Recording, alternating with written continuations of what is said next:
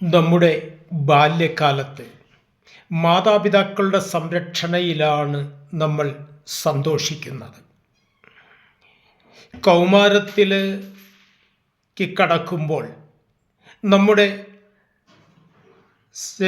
സഹപാഠികളുടെ ആവട്ടെ സുഹൃത്തുക്കളുടെ ആകട്ടെ സാമീപ്യത്തിലാണ് നമ്മൾ സന്തോഷം കണ്ടെത്തുന്നത്.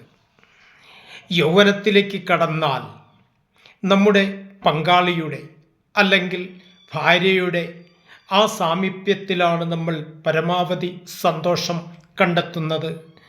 വാർദ്ധക്യത്തിലേക്ക് കടക്കുമ്പോൾ സത്പുത്രൻ്റെ സാമീപ്യത്തിലാണ് നമ്മൾ സന്തോഷം കണ്ടെത്തുന്നത്. പക്ഷേ മരണത്തിലേക്ക് പോകുമ്പോൾ ഈശ്വരൻ്റെ സാന്നിധ്യത്തിലാണ് നമ്മൾ സന്തോഷം കണ്ടെത്തേണ്ടത്. അതുകൊണ്ട് തന്നെ ആദ്യം മുതൽ ഈശ്വര വിചാരം ഒരു മനുഷ്യൻ്റെ ജീവിതത്തിൽ അത്യന്താപേക്ഷിതമാണ്.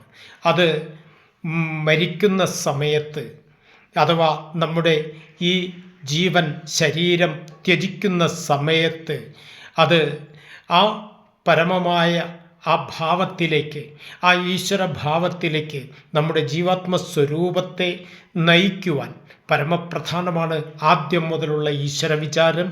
അതെല്ലാവരുടെയും ശ്രദ്ധയിലുണ്ടാവണം. നമസ്തേ.